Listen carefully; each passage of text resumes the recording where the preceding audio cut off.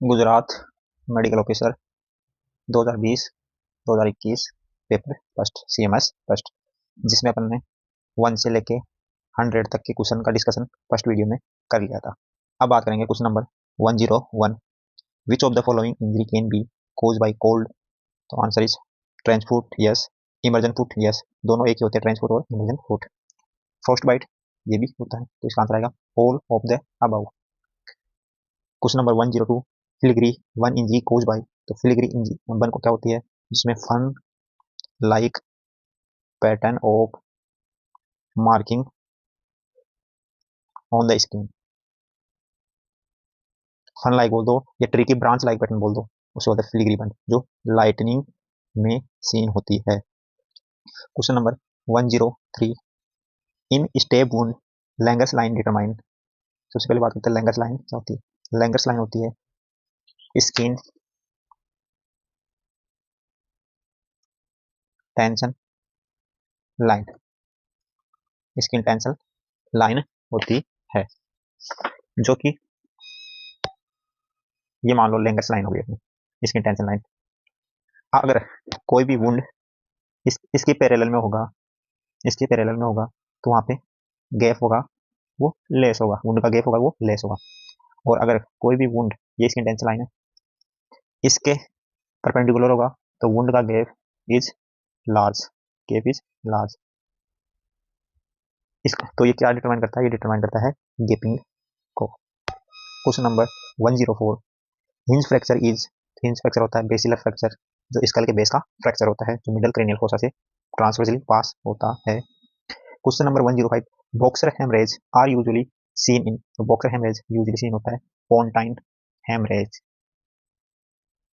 Question number 106, heat haematoma resemble. तो heat haematoma क्या होता है, ये होता है blood clot, blood clot that form in extra ड्यूरल space in severely burn bodies. कोई भी सीवियरली बर्न बॉडीज में एक्स्ट्रा ड्यूरल स्पेस में ब्लड क्लॉट इकट्ठा हो जाता है, फॉर्म हो जाता है, उसको बोलते हैं हीट हीमेटोमा, जो कि एक्स्ट्रा ड्यूरल हीमेटोमा के रिजेंबल होता है।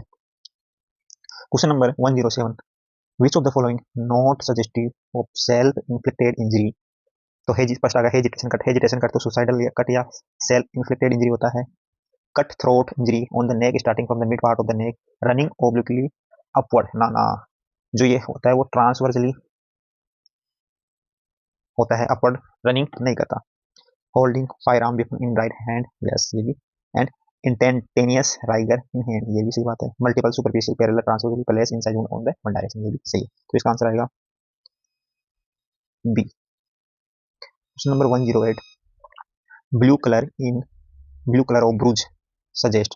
तो ब्लू कलर क्या सजेस्ट करता है, तो ब्रूज के मार्किंग के लिए इसके लिए होता है विद ज्योर, विद ज्योर, जिसमें आर को सबसे ऊपर ले जाओ, आर मतलब रेड, जो कि रेस वुंड को बताता है, जो कि बताता है रेस वुंड को।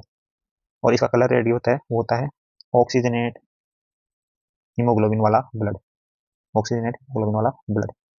फिर उसके बाद में आता है वोयलेट ब्लू, इंडिगो नहीं होता, वोयलेट ब्लू, जो कि दिखाई देता है फ्यू आवर के बाद में से लेके 3 डेज तक, 3 डेज।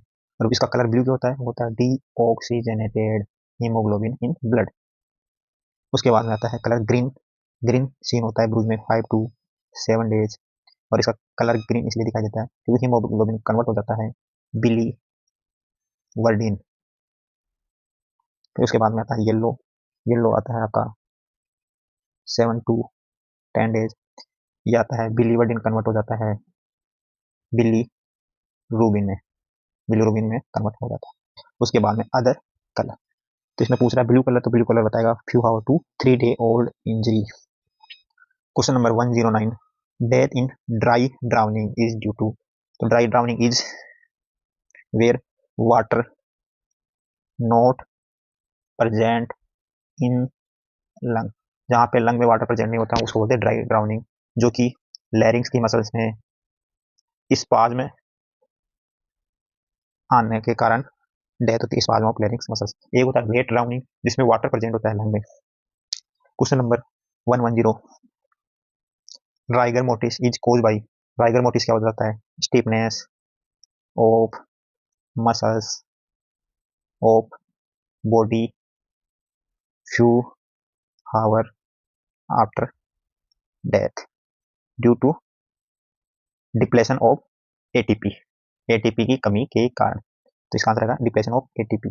राइगर मोटिस के लिए होता है रूल ऑफ 12, मतलब रूल ऑफ डेथ के 12 आवर बाद में अपीयर होती है, उसके 12 आवर बाद में परसिस्ट रहती है और 12 आवर बाद में डिसअपीयर हो जाती है। Question number 111, question number 111, differential cyanosis is a feature of.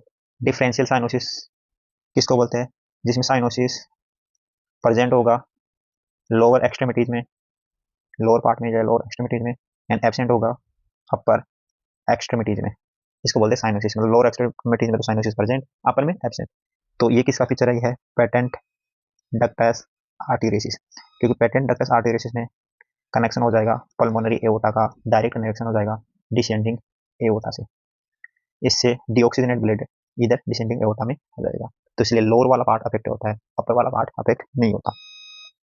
Question number 112, for every 20 mm Hg increase in systolic BP and 10 mm Hg increase in diastolic BP, cardiovascular disease risk increase by, तो 2 time increase हो जाता है risk.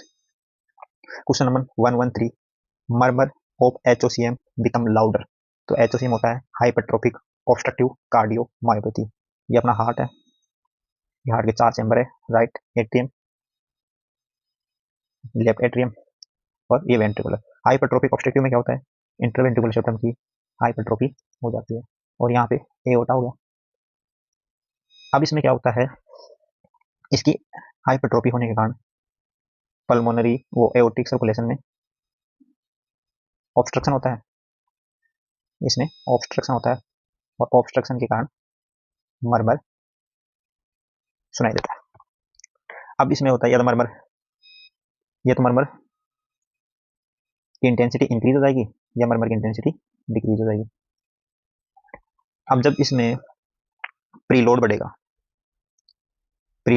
या मतलब Venus rate अच्छा होगा तो इसमें प्रीलोड बढ़ेगा तो इसमें राइट एट्रियम से राइट वेंट्रिकुलर से लेफ्ट एट्रियम से लेफ्ट वेंट्रिकुलर में ब्लड बढ़ेगा तो ये इंटरसेप्टम को पुश करेगा तो ये ऑब्स्ट्रक्शन हो जाएगा डिक्रीज। जैसे ही preload increase, right ventricular volume increase, तो ऑब्स्ट्रक्शन डिक्रीज। और जैसे ही ऑब्स्ट्रक्शन डिक्रीज हो गया तो मर्मर भी डिक्रीज हो जाएगा। तो प्रीलोड बढ़ने पर मर्मर डिक्रीज हो जाता है। तो इसका उल्टा प्रीलोड बढ़ेगा तो प्रीलोड बढ़ने पे मर्मर डिक्रीज हो जाता है, तो प्रीलोड घटेगा तो मर्मर भी इंक्रीज हो जाएगा। तो यहाँ पे स्टैंडिंग पोजीशन में वीनस रिटर्न कम आएगा तो प्रीलोड डिक्रीज हो जाएगा, और जैसे ही प्रीलोड डिक्रीज होगा तो इसका उल्टा हो जाएगा, preload decrease murmur increase intensity. तो आंसर इज वो। पैसिव लेग रेजिंग और स्क्वेटिंग इन दोनों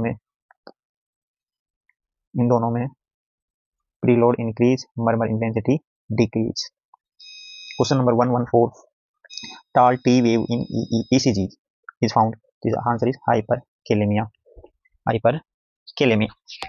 Question number 115, level of cardiac troponin I and cardiac troponin T may remain elevated for how many days after STEMI elevated MI? So answer is 7 to 10 days. Question number 116, ejection fraction होता है stroke volume upon and diastolic volume multiply 100, जो कि normal होता है 55 to 70%। तो answer is ratio of stroke volume to end diastolic volume. Question number 117, Kussmaul breathing is seen in. Kussmaul breathing होता है rapid breathing, होता है रैपिड ब्रीथिंग, जो कि साइन होता है साइन ऑफ मेटाबॉलिक एसिडोसिस का साइन होता है, तो इसका आंसर आएगा diabetic ketoacidosis. Question number 118, most common cause of pleural effusion is. तो answer is left ventricular failure.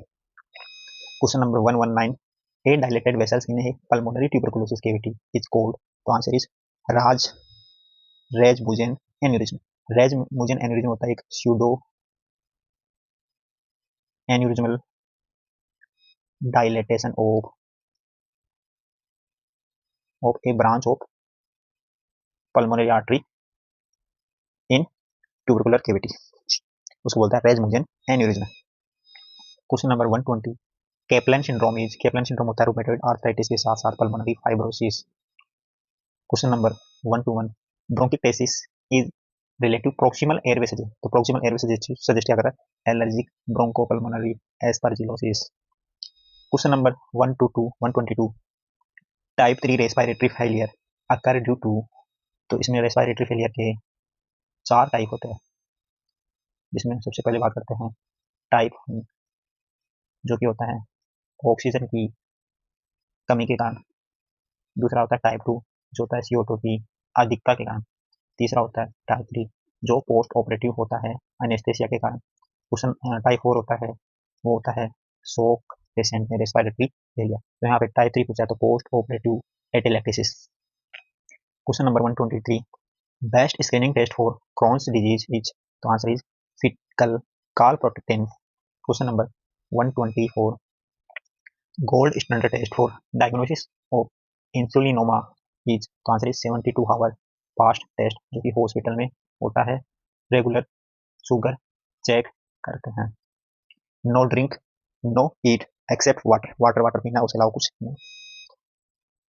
125 question GPSC ने हटा दिया था। Question number 126, most common cause of bird cherry syndrome होता है इन आईवीसी का या हिपेटिक वेन का अकुलजन,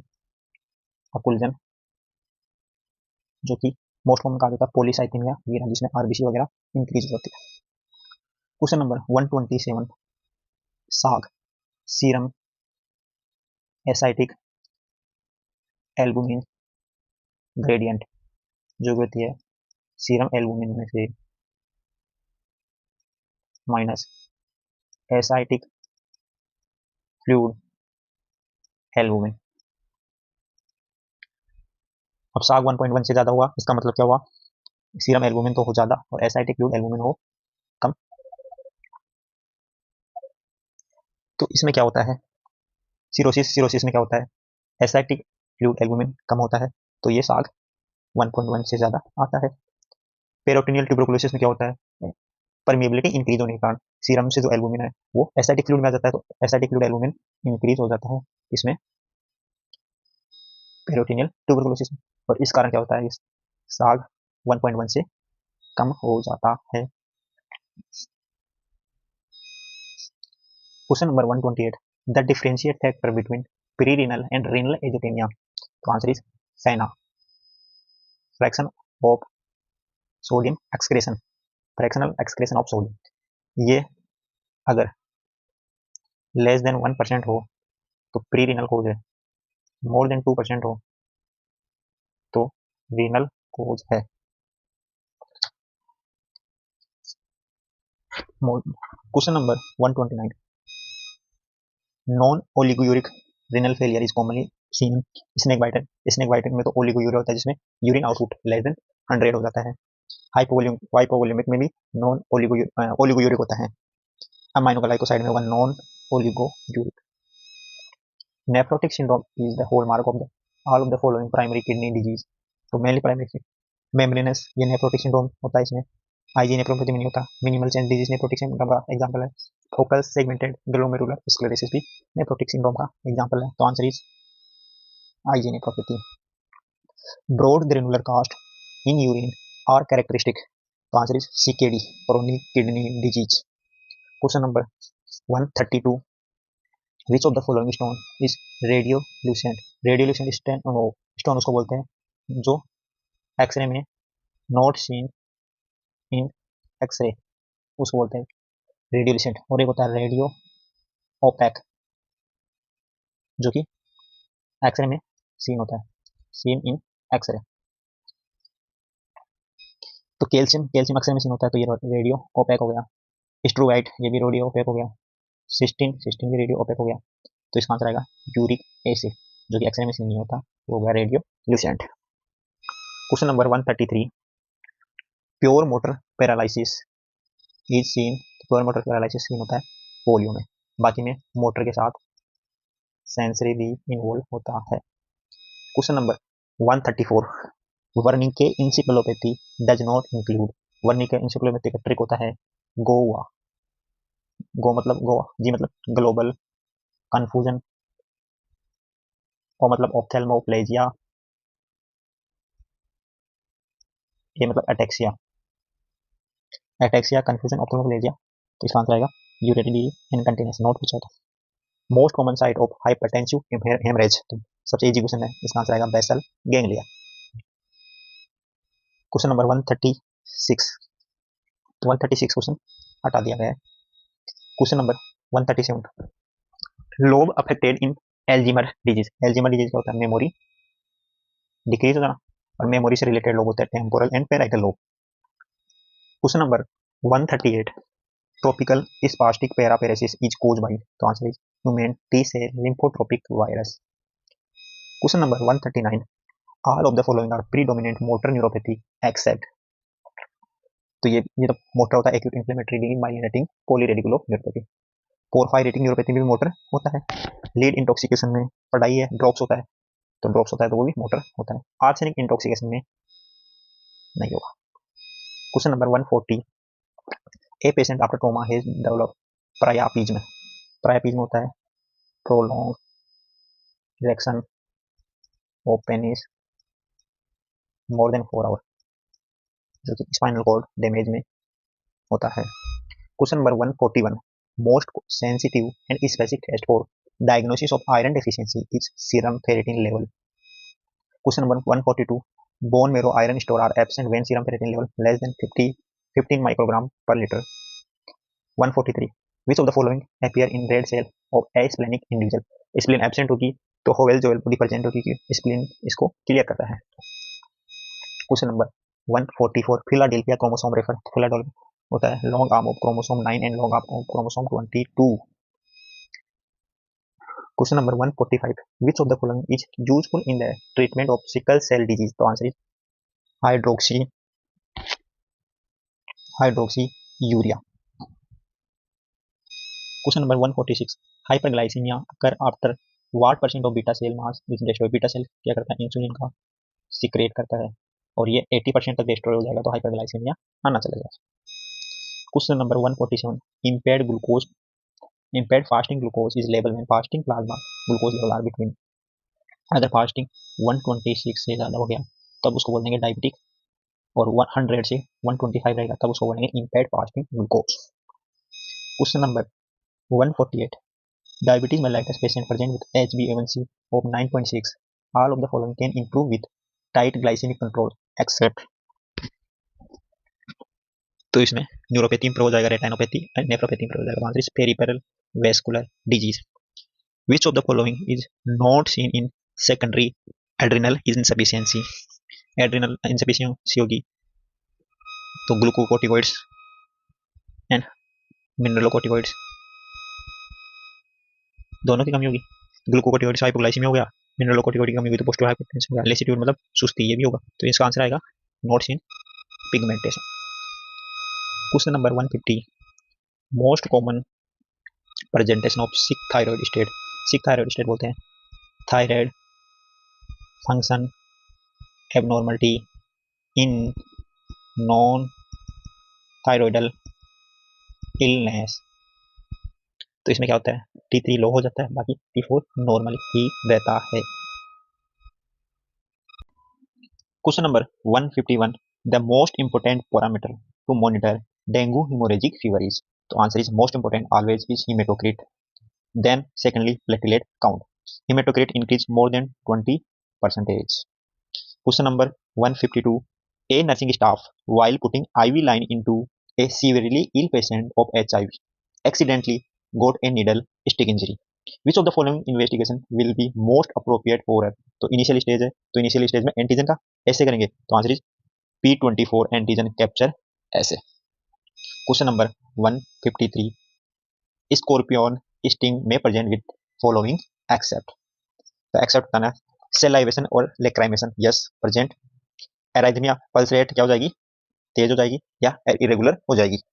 हाइपोथर्मिया हाइपोथर्मिया इसमें नहीं होता। हाइपरटेंशन एंड पल्मोनरी एडिमा भी होता है। तो answer is hypothermia. Question number 154, antidote of acetaminophen poisoning या एसिटामिनोफेन को बोलते हैं पैरासीटामोल, तो इसका आंसर आएगा एन एसिटाइल सिस्टीन। फिर डेस्प्रोग्रामाइन होती है आयरन ओवरडोज की। इंसुलिन होता है हाइपर कैलेमिया का एंटीडोट। नेलोक्सोन होता है मोर्फिन पॉइजनिंग का। तो ये होगा question number 155, vitamin E deficiency present with all except पूछा है। एटैक्सीगेट होता है विटामिन ई डेफिशिएंसी में। ऑप्थेल्मोप्लेजिया भी होता है। पेरिफेरल न्यूरोपैथी भी एसोसिएट होता है। बाइटोर स्पॉट एसोसिएट होता है vitamin A deficiency. Question number 156, C ANCA is pathognomonic of, तो आंसर इज वेगनर ग्रेनुलोमेटोसिस। ये होता है स्मॉल वेसल्स वेस्कुलाइटिस होता है, स्मॉल वेसल्स वेस्कुलाइटिस, जिसमें एन का पैथोग्नोमिक होता है। एसएलई में होता है एंटी न्यूक्लियर एंटीबॉडी। क्रिसेंटिक में होता है क्रिसेंट्रिक नेफ्राइटिस में एंटी ग्लोमेरुलर बेसमेंट मेम्ब्रेन भी हो सकता है। Question number 157, all are true about pseudo gout except, calcium pyrophosphate crystal present होते हैं, absolutely right. Most commonly idiopathic होता है, ये भी बात सही है। हाइपर पैराथायरॉइडिज्म के साथ एसोसिएट होता है, ये भी बात सही है। Most common joint involve in DIP, ये गलत है। मोस्ट कॉमन जॉइंट होता है इन्वॉल्व होता है नी जॉइंट। तो answer is question number 158, enteric pathogen can produce diarrheal illness through a variety of mechanisms that lead to a specific clinical characteristic. All of the following are characteristic of diarrhea caused by Vibrio cholera except, इसमें भी except disease localize to proximal small intestine, right बात है। Faecal leucocyte ना, इसमें faecal leucocyte नहीं दिखेगी। इसमें faecal leucocyte क्यों नहीं दिखेगी? क्योंकि इन्फ्लेमेशन इसमें नहीं होता, तो इन्फ्लेमेशन नहीं होता तो फीकल ल्यूकोसाइट भी नहीं दिखेगी। वाटरी डायरिया होता है, टॉक्सिन प्रोडक्शन भी होता है, तो इसका आंसर आएगा faecal leucocyte. Question number 159, gegenhalten is, तो जेगेनहाल्टेशन क्या होता है? जेगेनहाल्टेशन होता है involuntary resistance of resistant to passive movement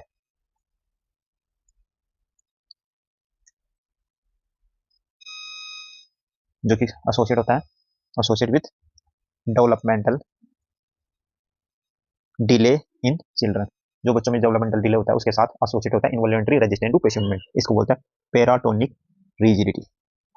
question number 160, a 27-year-old gentleman has repeated thought that he not lock his car door properly, frequently check it while driving. He repeatedly check lock of cupboard in house. Diagnosis is, the answer is obsessive compulsive disorder.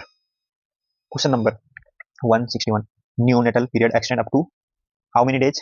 तो neonatal period होता है 21 days और infant का period होता है 1 year. Question number 162, a patient with X0 chromosome and short stature is likely to have, तो इसमें क्या है? एक X क्रोमोसोम कम है, तो इसका आंसर टर्नर सिंड्रोम। इसमें क्या होता है? इसमें एक एक्स्ट्रा क्रोमोसोम होता, तो एक नॉर्मली क्या होता है 22 प्लस XY या 22 प्लस XX होते हैं, कुल मिला के 46 क्रोमोसोम होते हैं, परंतु यहाँ पे कितने हो गए 47, टर्नर में कितने हो गए 45, डाउन में भी 47 होते हैं, इसमें होता है 21 क्रोमोसोम की trisomy. Question number 163, clinical feature of congenital hypothyroidism. Congenital hypothyroidism जो बर्थ से प्रेजेंट हो, तो इसके फीचर है large tongue, yes, umbilical hernia, yes, open posterior fontanelle, ये भी है, तो इसका आंसर आएगा all of the above. Question number 164, smoking is present cause, smoking in pregnancy, sorry cause, तो प्रेगनेंसी में स्मोकिंग क्या करता है? वो जिसमें carbon monoxide and nitric oxide होता है स्मोकिंग में, जो क्या करता है? Impair transport of oxygen and nutrition to baby via placenta, तो इससे क्या होगा baby, intra uterine growth retardation, intra uterine growth retardation हो जाएगा। Question number 165, head circumference equal to chest circumference by the age of, तो इसका answer आएगा 1 year.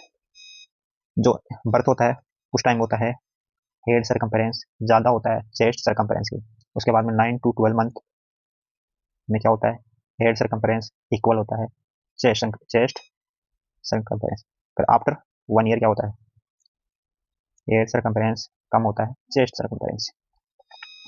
ये हो गया। अब बात करते हैं इन नॉर्मल डिस्ट्रीब्यूशन एरिया, तो इसको एक बार मिटा दो। नॉर्मल डिस्ट्रीब्यूशन एरिया देखते हैं। In normal distribution area two standard deviation either side of curve, तो एक कर्व बनाते हैं, ये नॉर्मल स्टैंडर्ड डेविएशन हो गया, ये 0, इधर ये हो गया एक स्टैंडर्ड डेविएशन, ये हो गया 2 स्टैंडर्ड डेविएशन, और ये हो गया 3 स्टैंडर्ड डेविएशन।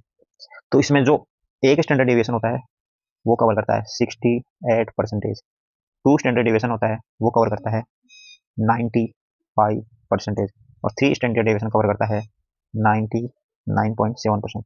तो इसमें पूछा 2 स्टैंडर्ड डेविएशन, तो इसका आंसर आएगा 95%। Question number 167, pincer grasp reflex develop by age, तो इसका आंसर आएगा 9 to 12 मंथ। 9 मंथ में इमेच्योर पिंसर ग्रिप्स और 12 मंथ में mature pincer grasp. Question number 168, a child can draw a cross independently by the age, तो इसके लिए सबसे ये करो याद रखना। इसमें क्या होता है, बच्चा 3 ईयर तक तो सर्कल बनाना स्टार्ट कर देता है, 4 ईयर तक क्रॉस, 4.5 ईयर तक रेक्टेंगल, और 5 ईयर तक ट्राइंगल। तो क्रॉस पूछा है, तो आंसर इज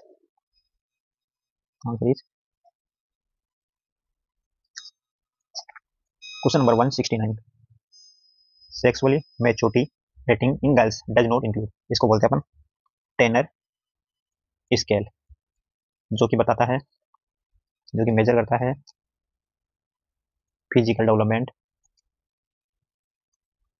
ऑफ चिल्ड्रन हो गया, या एडोलसेंट हो गया, एडोलसेंट ड्यूरिंग प्यूबर्टी, इसको मेजर करता है, जिसमें अपन ब्रेस्ट डेवलपमेंट को शामिल करते हैं, ऑनसेट ऑफ मेनार्के भी शामिल करते हैं, प्यूबिक हेयर डेवलपमेंट भी शामिल करते हैं, वेट वेलोसिटी इसमें इंक्लूड नहीं करते। Question number 170, age dependent parameter is, first Kanawati index, Kanawati age पे डिपेंड नहीं करता, कानावती इंडेक्स होता है mid arm circumference upon head circumference, तो एज पे डिपेंड नहीं करा।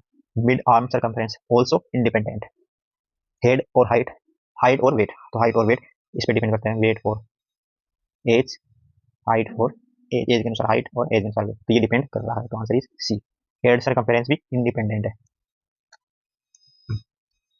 Question number 171, essential diagnostic criteria of kwashiorkor is the growth retardation, edema and psychomotor changes. First, question number 172, all are parameter of APGAR score except, तो APGAR score का parameter होता है A P G A R, A मतलब appearance, A मतलब appearance, P मतलब pulse, G मतलब grimace, A मतलब activity, और R मतलब respiration। तो ब्लड प्रेशर नहीं आएगा, एक्टिविटी है, पल्स भी है, और साइनोसिस आ गया अपीयरेंस में, तो इसका आंसर आएगा blood pressure. Normal fluid requirement of 15 kg child, तो बच्चे के लिए फ्लूइड रिक्वायरमेंट के अनुसार इसके लिए अपन बताते हैं, इसके लिए कैलकुलेशन करते हैं, बच्चे के फर्स्ट 10 kg वेट के लिए, फर्स्ट 10 kg वेट के लिए 100 ml पर kg, उसके बाद नेक्स्ट 10 kg वेट के लिए बच्चे के फ्लूइड होता है 50 ml पर kg, और उसके बाद नेक्स्ट रिमेनिंग उसके लिए होता है 20 ml पर kg। 15 kg का बच्चा है, तो उसके पहले 10 kg के लिए, पहले 10 kg के लिए निकालेंगे, तो 100 ml के हिसाब से, 100 ml पर kg के हिसाब से 1000 ml हो गया। फिर नेक्स्ट 5 kg के लिए निकालेंगे, तो निकालेंगे 50 ml kg के हिसाब से, तो हो जाएगा 250 ml, 250 ml, तो आंसर इज 1250 ml, तो answer is 1250 ml। Question number 174, which of the following is essential amino acid. तो एसेंशियल एमाइनो एसिड ठीक है, टीवी, मिल, पाथ, मतलब पाथ में टीवी मिल गया, टी मतलब इधर से स्टार्ट करते हैं, एच मतलब स्टेडी, इधर से कर लो चलो, टी मतलब बताओ, टी मतलब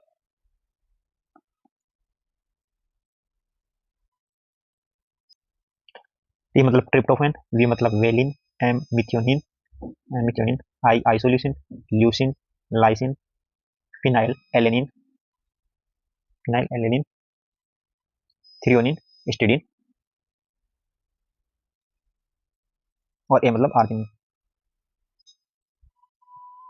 ए मीन आर्जिनिन। पर आर्जिनिन और हिस्टीडीन को आजकल सेमी असेंशियल एमाइनो एसिड में रखा गया है, तो असेंशियल बाकी के रखे, तो इसमें आंसर आएगा, best answer is methionine.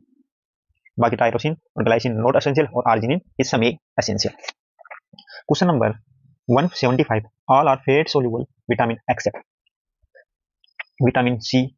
Vitamin C होता है वाटर सोल्यूबल, तो ये विटामिन सी फेट सोल्यूबल नहीं। विटामिन ई हो गया, विटामिन डी हो गया, और विटामिन के हो गया, ये सारे के सारे फेट सोल्यूबल है। दो ही विटामिन होते हैं, विटामिन सी और विटामिन बी, जो कि वाटर सोल्यूबल होते हैं। विटामिन बी में भी एक्सेप्ट B12, B12 क्या होता है, फैट सोल्यूबल, तो answer is vitamin C. Question number 176, acrodermatitis enteropathica is seen in deficiency of, तो answer is zinc deficiency. Question number 177 को डिलीट कर दिया गया। Question number 178, the amino acid in breast milk that is claim to promote neurological development in infant, तो answer is taurine. Question number 179, a newborn exclusive fed on goat milk will develop, तो answer is megaloblastic anaemia. Question number 180, preterm infant with patent ductus arteriosus is given to closure of PDA, तो PDA के patent ductus arteriosus को close करने के लिए, तो इसके लिए देते हैं इंडोमेथासिन। इंडोमेथासिन क्या होता है, वो होता है कॉक्स इनिबिटर, और कॉक्स इनिबिटर है तो प्रोस्टाग्लैंडिन भी को इनिबिट करेगा, प्रोस्टाग्लैंडिन इनिबिटर हो गया तो वासो कंस्ट्रक्शन होगा, और वासो कंस्ट्रक्शन हो जाएगा तो क्लोजर ऑफ डेथ। पोस्पो पोस्पो लिपिड से फोस्फोलाइपेज A2 की प्रेजेंस में एरिकीडोनिक एसिड बनता है, और एरिकीडोनिक एसिड कोक्स की प्रेजेंस में प्रोस्टाग्लैंडिन बनाता है, परंतु यहाँ पे कोक्स को इनहिबिट कर दिया तो प्रोस्टाग्लैंडिन कम हो गया, और प्रोस्टाग्लैंडिन कम हो गया तो वासो कंस्ट्रक्शन होकर क्लोजर ऑफ हो जाएगा। Question number 181, which of the following nasal spray is very effective in control of enuresis. Enuresis होता है यूरिनरी इनकंटिनेंस इनकंटिनेंस या बैड वेटिंग, तो इसके लिए अपन देते हैं ट्रीटमेंट में देंगे एंटी डाईयूरेटिक हार्मोन या V2 receptor V2 receptor V2 receptor agonist, जो कि है डेस्मोप्रेसिन, वाटर को रीएब्जॉर्ब कराएगा और यूरिन की क्वांटिटी को कम करेगा। Hyperkinetic disorder is characterised by all except impulsivity, yes, hyperactivity, hyperactivity, yes, distractibility, yes, hallucination नहीं है, answer is hallucination। Question number 183, sodium concentration of 1 litre isotonic saline is, तो आइसोटोनिक सैलाइन में होता है 154 मिली इक्विवेलेंट सोडियम, जबकि plasma में होता है 135 to 145 milliequivalent. Question number 184, hair on end appearance on X ray skull is seen, तो most famous question answer is thalassaemia. Question number 185, earliest bony lesion in rickets, rickets होता है vitamin D deficiency का, जो सबसे early होता है करेनियो tap, करेनियो tap होता है softening softening and thinning of skull in neonate. Question number 186, jaundice is seen immediately after birth, birth के तुरंत बाद, तो आंसर इज RH इनकम्पेटिबिलिटी। बाकी सेप्टिसिमिया ब्रेस्ट मिल्क और फिजियोलॉजिकल में आने में कुछ टाइम लगता है।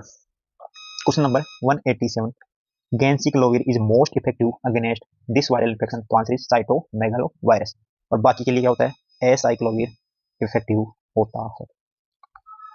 Question number 188, hyaline membrane disease is commonly seen in baby, तो जो बेबी प्रीटर्म है उसमें हाइलिन मेम्ब्रेन डिजीज ज्यादा होने की संभावना है। Question number 189, herd immunity is not effective in तो हेड इम्यूनिटी किसमें इफेक्टिव होती है, पहले नॉट इफेक्टिव बाद में देखेंगे, पहले इफेक्टिव किसमें होती है।